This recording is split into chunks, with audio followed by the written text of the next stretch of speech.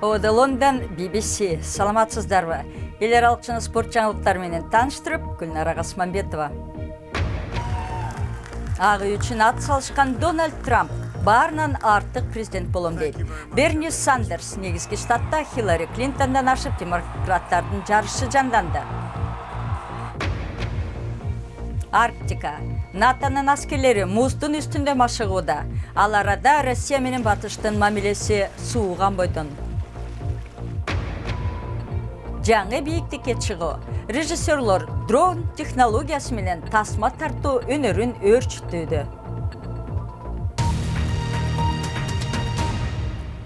Дональд Трамп барынан артық президент болорун айтты. Ал республикачылардын талапкери болууга ат салышып, кече-кечиндеки өнөктүгү ийгиликтүү аяктады. Миллиардер бизнесмен буга чейин 14 штатта талапкерлик үчүн жарышты жеңип алды. Ал арада Демократиялык партиянын жарышында Берни Сандерс Мичиганда байгеге жетти. Алдыда келаткан Хиллари Клинтон Миссисипиде жеңди. Дональд Трамп атаандаштары миллиондогон долларга тете каражат жумшап, аны маскаралаган аргандай жардамаларды чыгарганга карабастан, Мичиган жана Миссисипи штаттарында жеңип чыкты.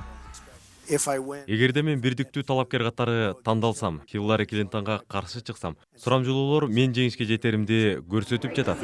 Ал эми Клинтон өзү да Миссисипи штатында ийгилиги жетти. Аны өлкөнүн түштүгү колдоого алууда. Мен халктын ийгиликтүү катмарлары үчүн президент болгум келбейт. Алар ансыз деле көпкө жетишти.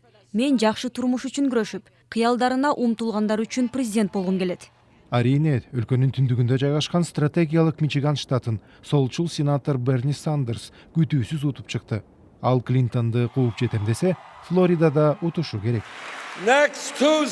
Эмдиги шейшемби күнү Флорида штатында шайлоого катышып, дүйнөгө демократия бар экенин көрсөтөлү. Кубалык мигранттардын баласы Марко Рубио кайрадан утулуп калды. Ал президенттикке талапкер катары калгысы келсе, эмдиги аптада Флорида штатында сөзсүз жеңишке жетиши абзел. Ал эми Айдахо штатын утуп чыккан республикачыл Тед Круз Дональд Трампка туруштук бере алган жалгыз атка минер экенин кайрадан билдирди. Бирок убакыт аз калды. Москва менен батыштын ортосунда мамиле чыңалып турганда, Арктикада НАТОнун 15 000 аскери машыгууда. Британиянын коргоо иштери боюнча катчысы, эгерде Россия чийинден чыкса, альянс даяр турушу керек деп BBC-ге айтты. BBC британдык жана америкалык десанттын Норвегияда жүрүп жаткан машыгуусун көрүп келди. Арктика аймагында Орусия менен чектеш Норвегияда АКШнын жоокерлери машыгуудан өтүүдө. Биз чыгыш Европага Орусиянын агрессиясын токтотуш үчүн келдик. Британиянын аскерлери Арктикада 50 жылдан бери машыгып келет. Эми биринчи жолу аларга 200-гө жакын АКШнын жоокерлери кошулду. Айрым аскерлер машыгуу учурунда дендора болуп калууда. Орусия 2 жыл мурун Украинанын Крым аймагын аннексиялап алгандан кийин батыш Москванын агрессиясына кооптонуп келет. Орусиянын учактары аба мейкиндигибизге жакын учуп турушат. Орусиянын субмариналары да жанданып калганын байкадык. Демек, биз даяр болушубуз керек. 15 000 аскер катышкан машыгуулар НАТО уюмунун алкагында өтүүдө. Жоокерлер катуу суукта согуш жүргүзүүнүн ыкмаларын үйрөнүүдө.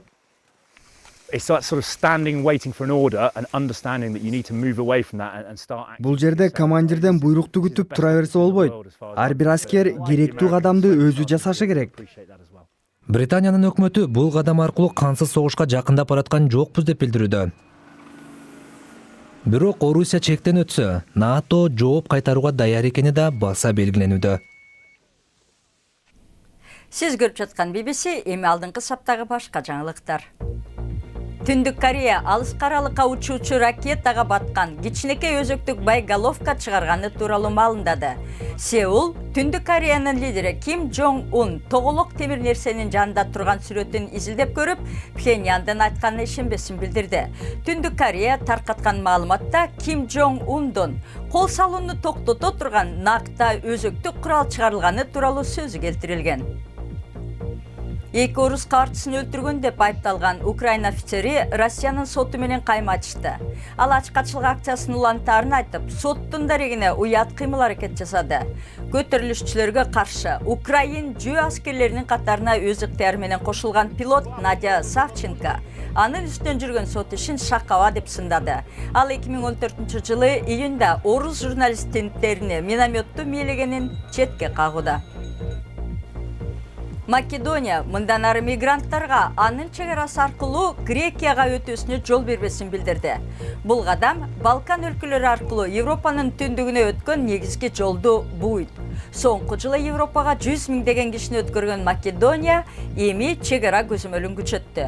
Буга чейин чектөө киргизүү чечимин Словакия, Сербия жана Хорватия кабыл алган.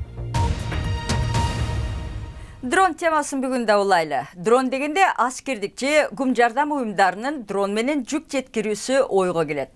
Эми дронду чыгармачыл адамдар кооз тасма жаратууга колдонуп киришти. Бул демалышта дрон камералары менен тартылган экинчи Нью-Йорк кинофестивалы өтөт. Анын күн тартибинде асман кинематографиясын өөрчүтүү талкууланат. People have a lot of trepidation about drones. I don't know whether it's because of Эмнегедир тургундардын көбү дрондорго терс көз карашты. Балким мурда дрондорду согушта колдонгон үчүнбү деп ойлоп калам. Бирок биз дрон менен искусство жаратып жатабыз. Мен да дрон колдонуп көп кино тартып, аны башка өнөрпоздорго көрсөткүм келди. Бирок андай уюм жок экен. Ал себептен жаңы дрон фестивалын негиздедим. Учурда тарта турган өтө көп темалар бар.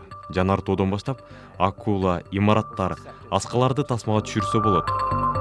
Өнөрпоздор жаңы ыкмаларды пайдаланып, көздүн жоосун алган чыгармалар пайда болууда.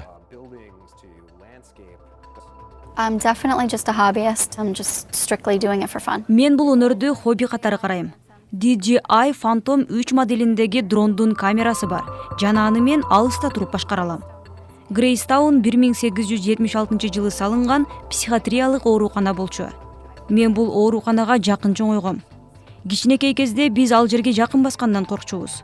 Айрым учурда ооруканадан качып чыккан бейтаптарга да кезигип калчубуз. Бул имарат бузулат деп укканда аны тартып калайын деп чечтим. Мен аны тартып туруп, тасманы артка бурсам, ал кайта курулуп жаткандай болуп калды. Себеби жергиликтүүлөрдүн көбү тарыхый имараттын бузулушуна каршы чыгышкан. Logistically, permissions for filming with drones are difficult. Албетте, дрон менен бир нерсе тартаардан мурун уруксат алыш керек. Ага көп убакыт кетиши мүмкүн. Аэропортко жакын аймакта дронду учурса болбойт. Ал эми технологияны алсак, ал өтө тез өнүктү. Бирок ага карабастан дронду башкарган адам кызыктуу кылып тартышы абзел. Технология ага эч жардам бере албайт. Спорт жаңылыктарына келдик. Швейцариянын генералдык прокуратурасы француз бийликтери Франциянын футбол федерациясынын Париждеги кеңсесине рейд жасаганын ырастады. Экинчи күнү болгон рейд Швейцарияда ФИФАнын мурунку башчысы Сепп Блаттердин кылмыш ишин тергөө алкагында жүргүзүлдү.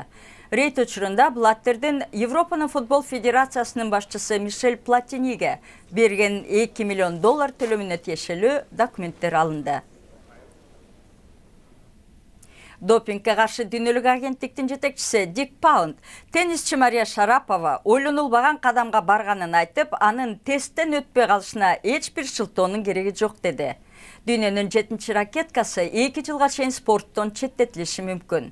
Бирок анын адвокаттары бул мөөнөттү кыскартуу аракетин көрүүдө. Эми жаңылыктардын соңунда Чикагодагы Брукфилд зоопаркына барып келели. Ал жерде 2 жашка толгон Потока жаз келгенине сүйүнүп, жираф бийин бийлеп жатат.